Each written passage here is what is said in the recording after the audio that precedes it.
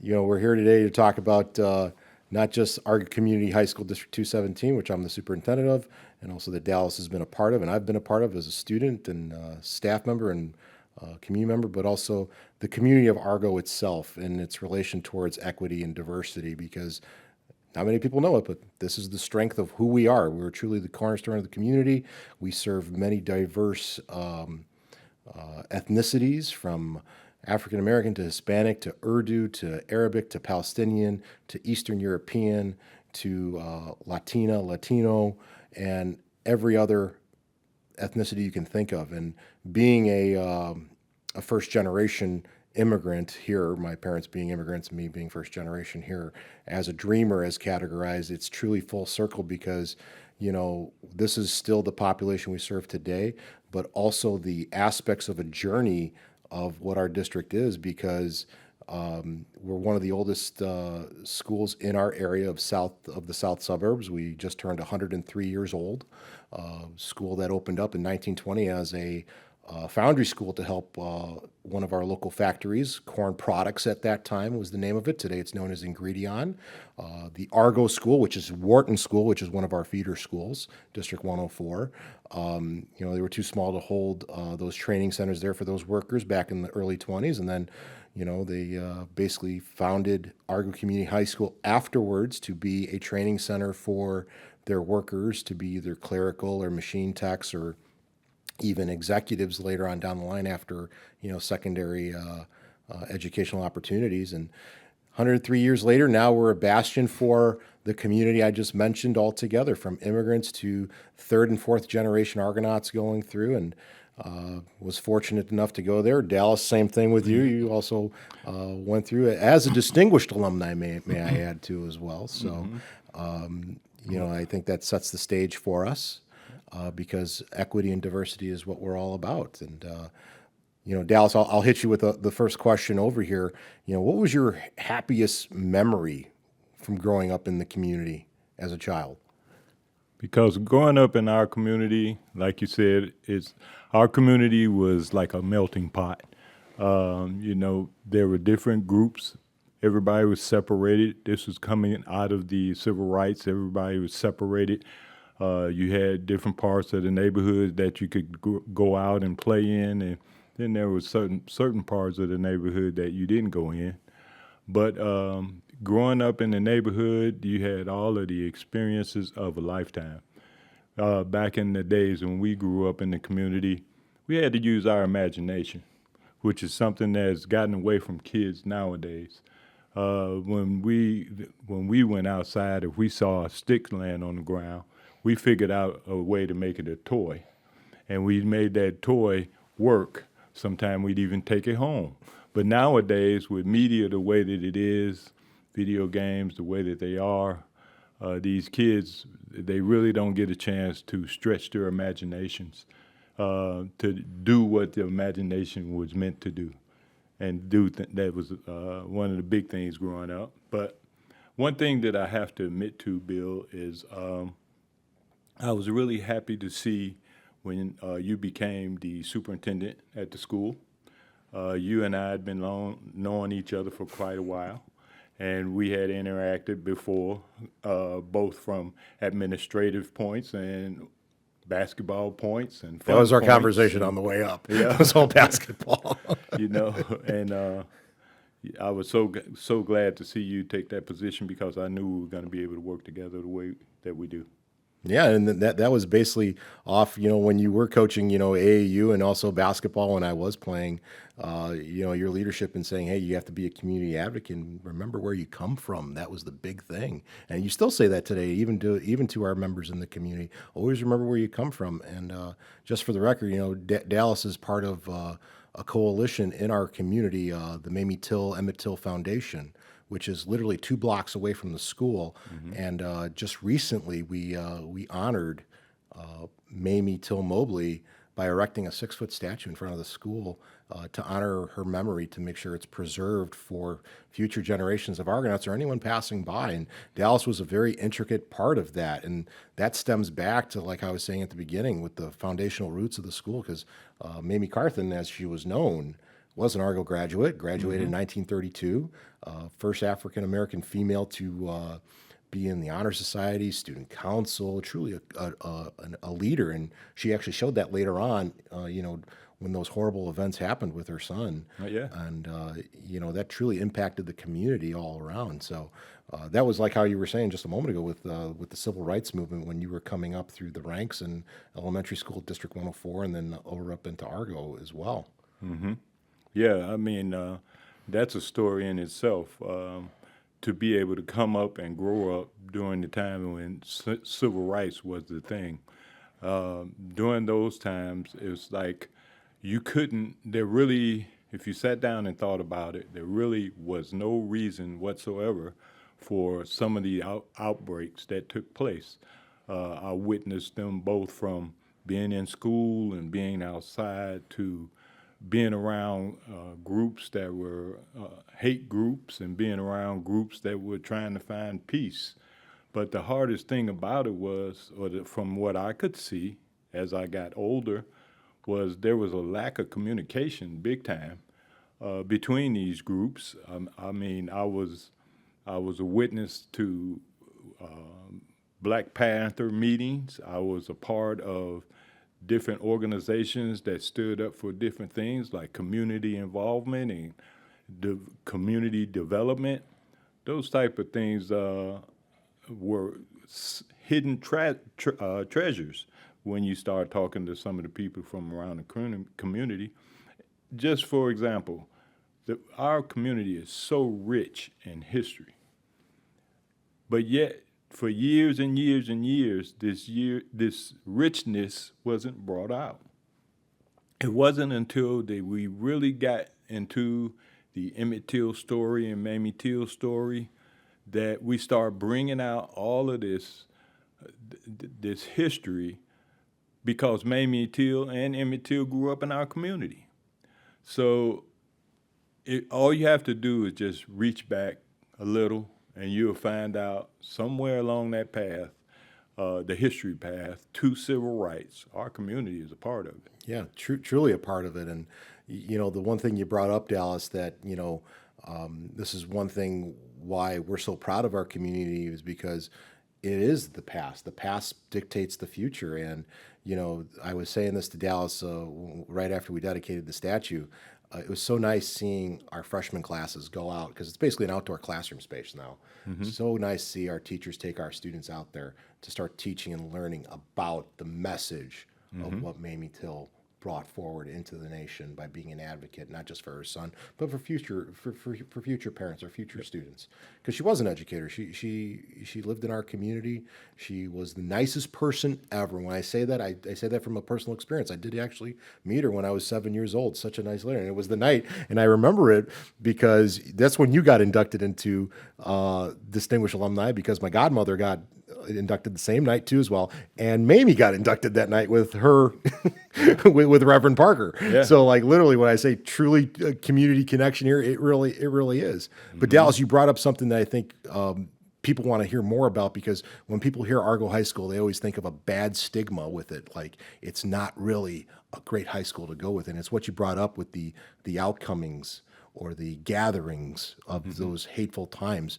And I think you're mentioning the 1970, late 60s, early 70s riot that unfortunately we and other public high schools were prone to with the social riots going on at that time. And you were right there, it's dead center. Can you talk about that a little bit? Yeah, I can't tell you of a memory. This had to be in 1969 or 70. We were in class at the middle school we didn't call it that then, but we were in class, and all of a sudden, opened the door, and in comes a group of high school students, black students, and they came into the classroom and they made an announcement. The teacher was standing back like she was as surprised as we were, and they said, "There's a riot going on down the street at the high school. We're here to help make sure that you all get home safely." We were sixth grade then. They walked us all out of the school in a group. and walked us through the community, the white neighborhood, and nobody was hurt. But it showed us that I would say a sense of unity, a sense of survival. And when you start talking about some kids that are in sixth grade, I mean, you have their full attention when you come in and say something like that in the classroom and override what the teacher is saying. Mm-hmm.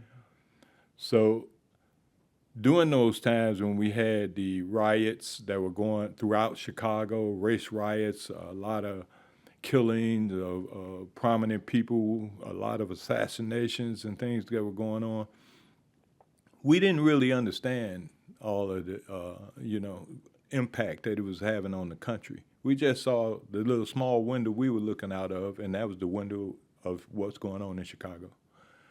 But it was a experience that I wouldn't say that everybody needs to go through, but if you're not able to go through, at least read up on your history. If you could go back and put down 5 reasons why we had all those racial discrimination and all of the reasons why we had differences, you couldn't come up with 5 reasons, legitimate reasons why people had differences, other than the color of their skin or their background. So, yeah, I would say that was a harrowing event. I actually got a chance to know people who were involved in some of the gang organizations. The picture that was painted of some of these people was terrible, but yet these people were the ones that were supporting their communities. Yeah. These were the people that was putting together the youth centers and the people that was trying to protect what they would call their kids from outside entities. But it's really something to have gone through. It made a difference in my life as how I looked at things and how I gave back to the community. And, it's amazing that you say that, the giving back and the organization of the youth together. I mean, first person I saw when I stepped on the basketball courts at Wharton was Dallas. And believe me, there were a couple, students like me that would come from the other side of town. Mm-hmm. We didn't care. We all knew each other from school. We all knew each other, whether it was preschool or kindergarten. We all knew each other. So it was okay back then to walk through any neighborhood. But I remember getting older, and I shared this with Dallas. A very good friend of mine. I still call him my brother. I call his mom my mom, Whitney White. Me and Whitney, we've gone through everything together. He came into my area of the town when Dallas said he got walked through. And I had a gentleman, now mind you, I'm 7 years old. I had a gentleman walk up to me and Whitney saying, "Hey, this little boy can't be here." And Whitney's African American. And I'm like, and me being, the 7-year-old Greek immigrant I am, I said, "No, he has every right to be here because he's my friend." And he didn't like that answer. He walked away. Of course, later on, he got a call. He called my mother, and my mother said the same thing back to him. "No, this boy has every right to be here, just like my son has every right to be there." And seeing that stigma still live on, it's something that we really try to get rid of in our community, because the high school is the melting pot. I mean, if Argo High School wasn't there today, I don't know how the communities would survive, because everyone, and this is even true, and I'm not boasting it because I'm the superintendent or because Dallas has been in the community as long as ever with me, we all get along because that's who we are. This is what we do. This is what we're about. We're about being a community that supports each other in everything. And as a student, as our logo says, we are Argo. Yes, we are Argo all together. I could still walk through certain parts of the community, and people know me just because I'm either with Dallas or I'm with another community group. Like, everyone knows each other because we are all that tight knit together. And for me, like I just mentioned, Dallas inspired me, and some other community members inspired me. Dallas, who inspired you when you were coming up through the ranks in the community? Believe it or not, it was the Boy Scout leader at the time. He spent a lot of time with us, and it was the high school athletes. They would work with us in the summertime, volunteer their time, and had our undivided attention what they were telling us.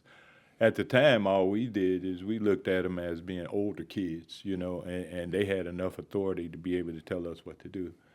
But it was those organizations, like the Scoutmaster, he was the one when we went camping, that when we were in the woods and nobody else knew where to go other than their campsite, he was our almighty, you know, and he maintained that position both at home and out at camps. Same thing with the people in the community and the basketball players and the coaches. I remember we had a program at the high school, Argo High School, back in the day called the Saturday Morning Program. Yes. And what that was is all you would get out of it is a T-shirt. But boy, you talk about everybody going every Saturday to try to get that T-shirt. And it's like we were out there putting on skills and stuff at 7, 8 to 10 years old. And just to get up on Friday night, you lay all your stuff out for Saturday. You lay your shorts out and your shoes, everything, so you can get over, get dressed, be right up at the school Saturday morning, up early and up to the school, and undivided attention to the coaches. And most of the time, they were just students who volunteered their time, you know. And it's like those things, it doesn't happen anymore because even though that was at the school, we had all the ethnic groups and around the area were there. Kids of every nationality, we getting along like brothers. And that stayed with us. We kept that when we were going through school. Be friends. It wasn't until we got older that this separation comes in, and that's when you start to get the peer pressure.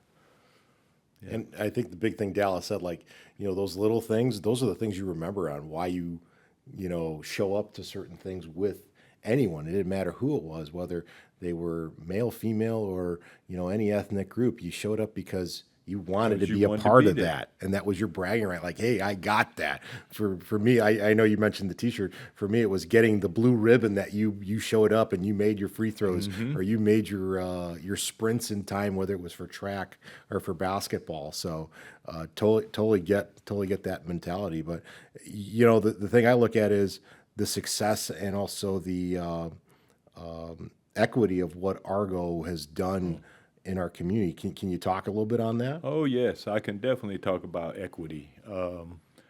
Several years ago, I attended a conference down in Miami. And part of the whole conference was based on equity. I got a chance to listen to some excellent speakers, one of which was Dr. Cornel West. And I had the opportunity to meet with him and speak with him one-on-one, just like we are now, and just hear what was inside of his head. Equity at that time was just a new phrase, and he told us at that time that when we go back to your school districts, and you use the word equity, make sure that they don't get that word mixed up with equality, because it's two different things, and it's a matter of Argo. I think Argo had teachers that were involved in equity prior to equity even coming to the school, because some of our teachers, they put their hearts into it. You know, you stay after school, do you have any questions, you need some problems that you're working on, tutoring, anything like that. They said they had the resources. And it's like equity, when we first mentioned it at the board meeting and started talking about how we're going to implement equity, the first thing that came out was that some of the teachers aren't going to buy in. Mm-hmm. And it's simply because the teachers don't want to buy in because it's involving their own time. Well, over the years, I mean, when we first introduced it, we started seeing some differences in the test scores and the differences in the students, growth rates between freshman to sophomore to junior. And it looks like, although it's not being broadcast, equity is working. And I'm proud to say that I think that Argo may not have been one of the first schools introduce equity into the program, but I think that they're one of the most successful schools as we move forward, introducing equity into the program. And the big thing is, I was an assistant principal when Dallas was on the Board of Education at that time when he did bring this forward. Now, as the full circle comes around, we actually do have an equity audit plan. We have an equity coordinator now a part of the school, and we are actually taking those ideas Dallas brought back. I think it was like 2009. Yep. I think he brought it up, and we're actually making them reality. And it's nothing for us to say, oh, look what we're doing. Now we're just taking the ideas, implementing them, and making sure that they last for beyond us. So that way it doesn't get lost. It's like how you said, Dallas, you don't want to see, people look back at history and it's not, we didn't leave our footprint on history. Right. We are with this. I think we really are with our equity initiatives that we're doing throughout the school. And the kids notice that. And that's the big thing. The kids are actually taking pride in that. And that gives the staff also now the point where, now I really do need to get involved with equity and also with social justice and also with, hearing all voices possible at the school and making sure that, it's not just one solid group that's doing it. Right. It's all Right. groups doing it, and It used to be like the words honor student or honors programs, where it was intended or meant to bring the interest in those programs, to get students to excel in those programs. But what it was actually doing is it was scaring the kids away. Now the administrators and the teachers, of course, they're like, well, I'm putting everything into this and I'm giving it my best. Yeah, we understand that, but the students are afraid to try and go in head on in honor classes. They were afraid. And one of the things that Bill really helped to do, and that was to get more kids interested in honors, make more kids be eligible to participate in honors, make them understand that being smart is not a bad idea. And I noticed, over the years since I've been off the board, those numbers have come up. The only thing we got to work on now is when the kids go to college is to get them to come back. we're starting to see that circle come around. I mean, we just hired a new class of new teachers. There were 7 of them. 5 of them were Argo grads and also ethnically diverse that can speak either another language or they grew up right down the street from the school where I grew up and where Dallas grew up from. So we're starting to see that slowly come back around, which is a beautiful thing to see. Dallas, I have a question. Yeah, Is that all right? no, go ahead. I'm curious about other instances because it seems like you've seen a lot of these changes happen over the course of time with the school. I'm interested in other kind of points where you've seen where there has been success with equity measures and where you still see potential issues or ongoing problems. Well, I have seen success in the amount of graduates and the grade point averages and the test scores. I've seen that over the years, and it's been a consistent. It hasn't been up and down. It's been consistent from freshman to a senior, how they grow within the school based on the resources. Some of the other things about what was that second part of that question?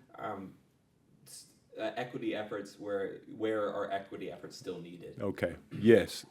Equity, first of all, I think that the school itself needs to understand equity, not just throw the term around, but they need to understand equity and they need to understand what is their part in the equity program. I've seen students be successful because those are the students that come to you and say, my tutor helped me out, or I went to my teacher and they suggested that I needed a tutor for this or that, and my grade point is up. I'm doing better on tests. But then you get these ones who are somewhat like teachers. They want to go to school. They want the teacher to give them everything. If the student needs some help to bring himself up or herself up to the rest of the class, the teacher's providing it, but they're not reading it, they're not following through with it, and they lose interest in the program.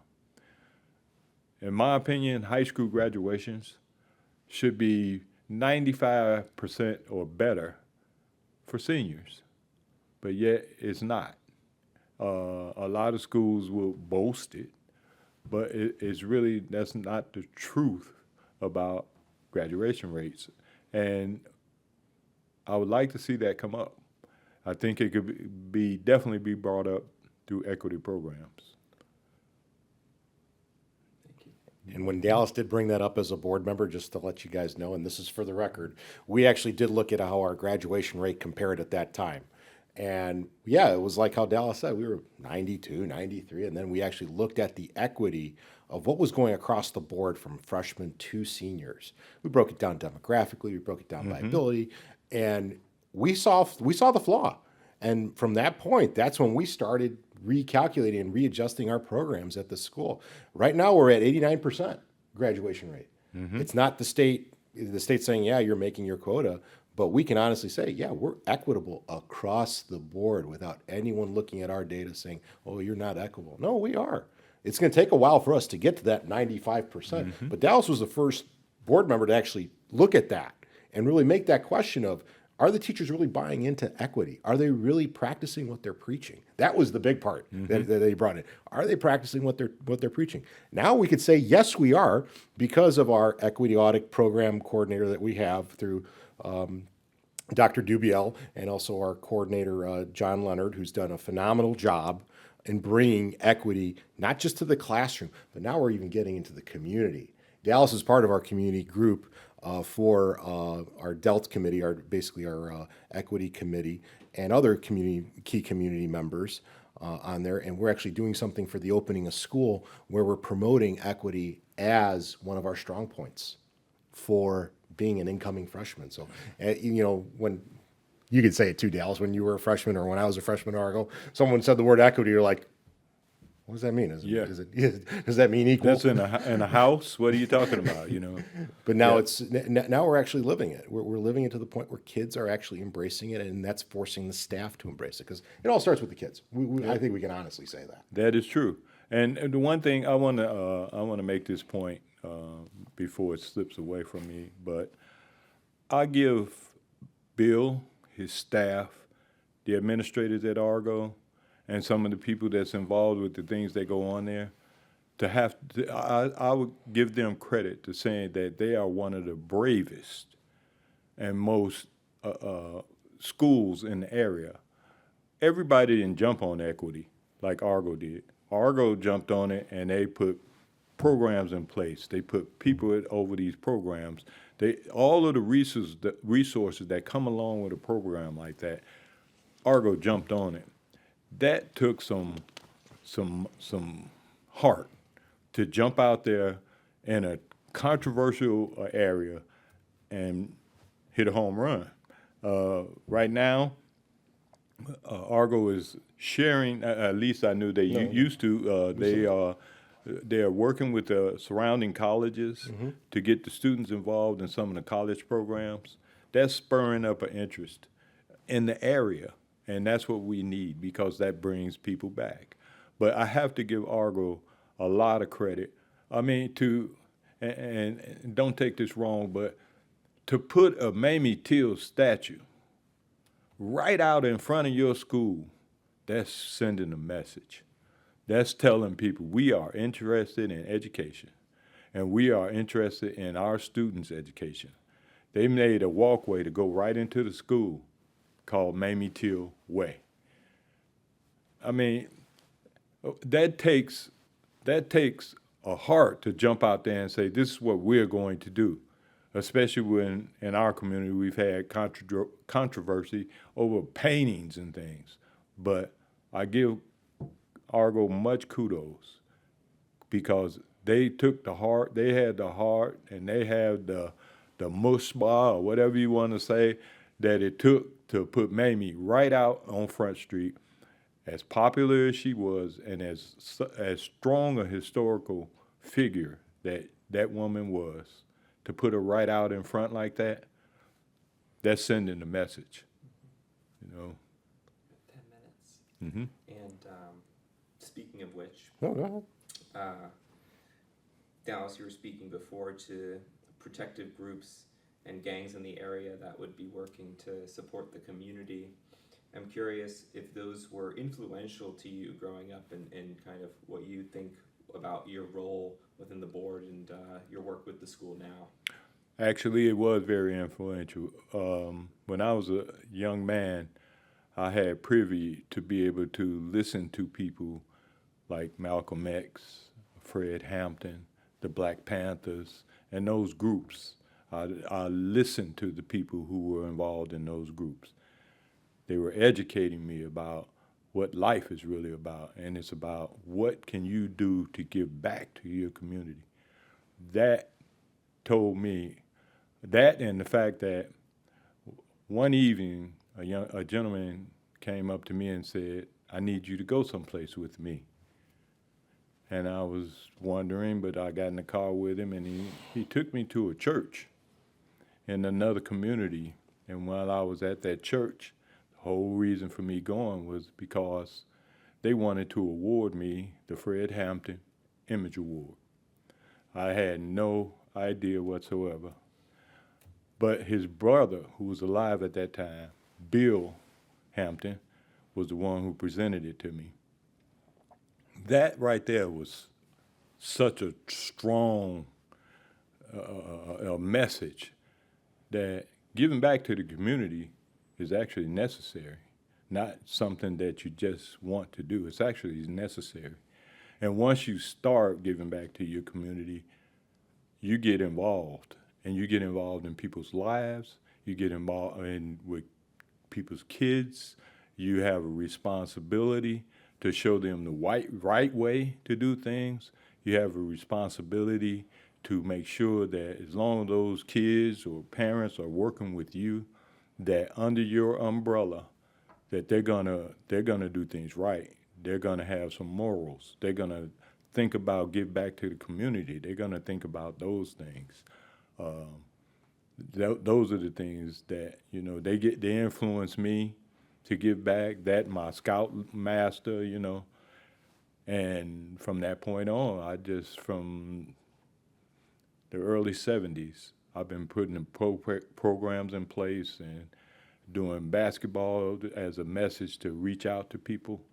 I've worked with some prominent athletes. I've worked with Dr. Toulios. I've worked with,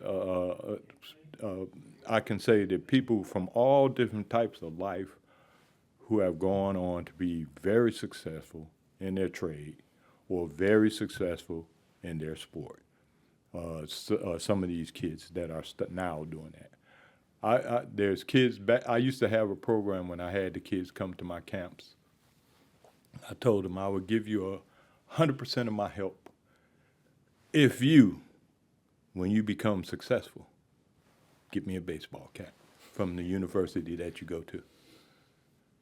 If I were to show you how many caps I got at home, I got over 100 baseball caps lined up across my shelf from different universities and different programs and different things.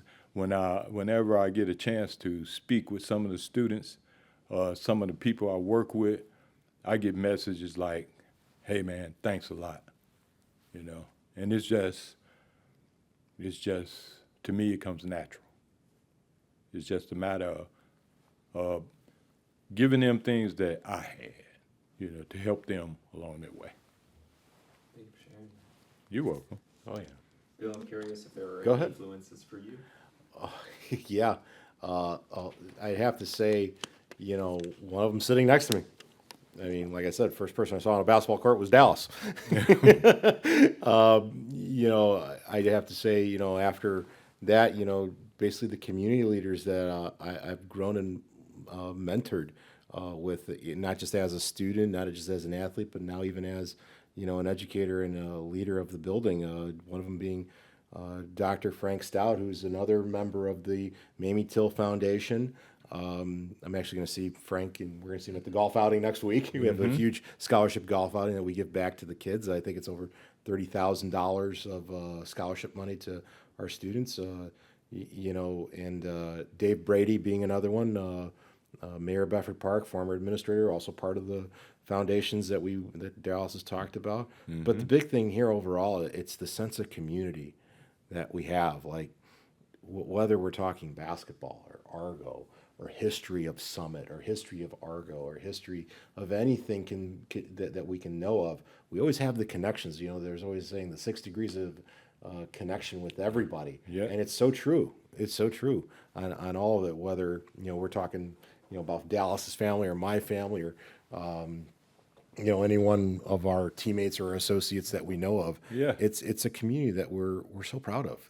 And it's amazing how people come up to them and say, wow, you guys are really excited about your community. I'm like, yeah, because this is who we are. Yeah, yeah. You'd be surprised how many people who went to Argo, moved out of the state, got a whole nother life going in another place with a family.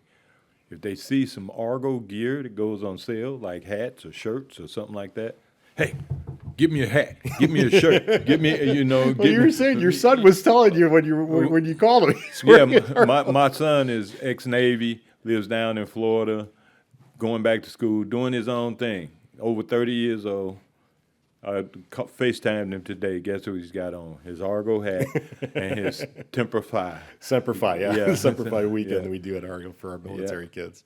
So, But yeah, I mean, Argo is a great place. I would always recommend to somebody to go there. I've talked to parents of all different races about their kids, and I've had friends all kind of friends from the kids who've been friends of mine, and I got nothing. I can't say anything other than I am Argo. yeah. Bill, why did you become an educator and now superintendent? So I became an educator mainly down to the fact where when my parents came to this country in the late 60s, early 70s, immigrants from Greece, my father didn't know how to speak a lick of English. He learned it at Argo High School. And he always practiced that to make yourself better, you need an education in this country. And from that, and a couple teachers at Argo, one of them I mentioned, Dr. Frank Stout, who was also an Argo graduate and also a superintendent too as well. I'd have to say those were the two main driving forces. What's brought me up, because giving back, just like how Dallas was saying, this is why I also lumped Dallas into this group of mentors to me. Giving back to the community is so rewarding. When I say rewarding, it's so, and Dallas, you know this. Yep. When someone comes up to you and say, hey, I wouldn't have made it without you. That's right. That's right. That's more. That's worth more than $1 million in Yeah. a bag. When somebody comes up to you and says, "Man, you really made me grow up to become a man," or a young lady coming up and saying, "Man, you really made a difference in my life and made about the choices that I made in my life," and it's like you least expects it. Yeah. So it'll knock every time it knocks you off your feet. It's like, but.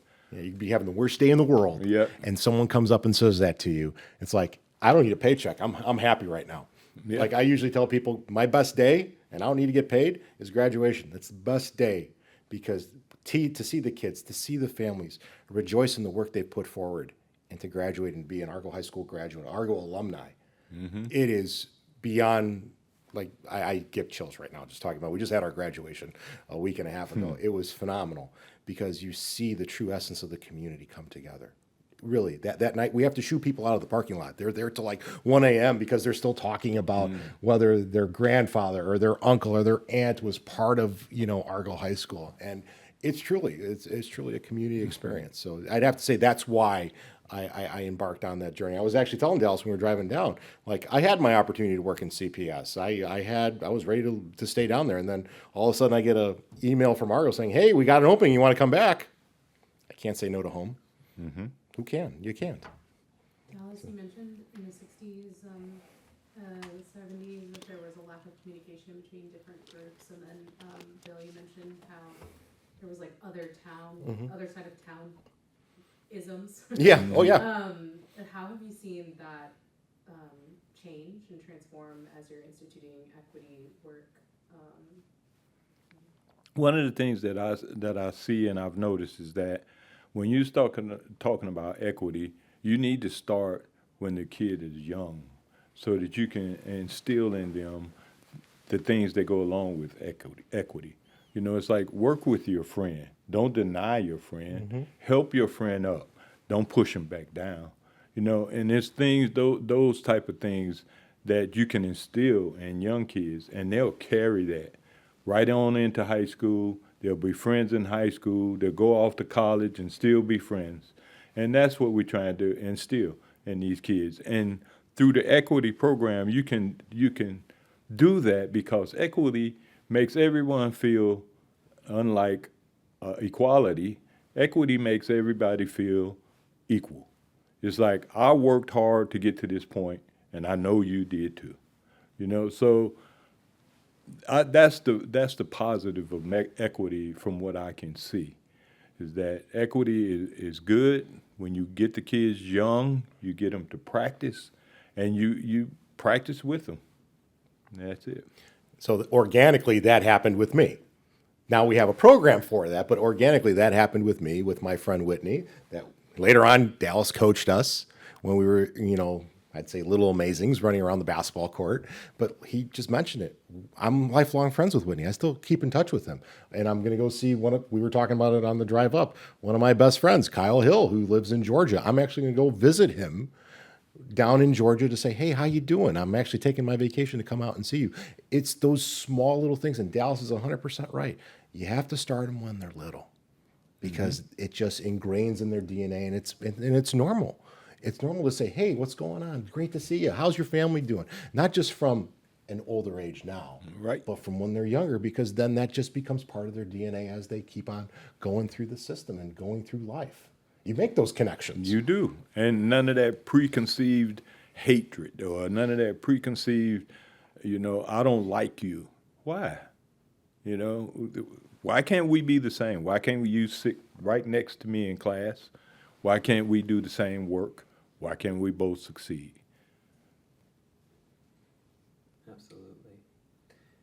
We're coming to a close with the time, Okay. unfortunately. No, it's no problem. But I want to leave space at the end if there are other thoughts or more closing kind of sentiments that have come to mind. I have one, and I'll make it brief. As adults and as humans, we owe it to ourselves to know what our history is. We owe it to ourselves to reach back and see what your origins are. It helps people move forward as you get older, and it helps people understand the things that's going on around them to make you be able to be friends with Bill and be able to be friends with you. But it's just that you have to, it's all about the kids. You need a lot of time invest in kids. And I used to always have a T-shirt that says, invest at tomorrow, today.